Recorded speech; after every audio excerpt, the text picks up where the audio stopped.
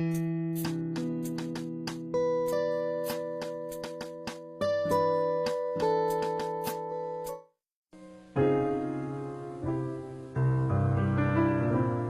the display board of indoor unit displays E0 or F4, that indicates EEPROM chip error.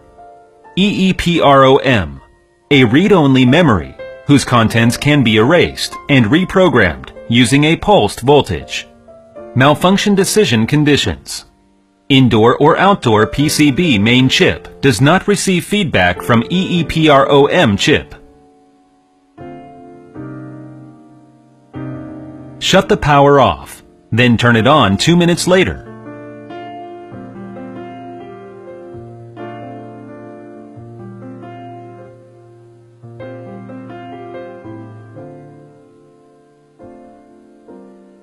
If it is still displaying E0 error code, then replace the indoor main PCB.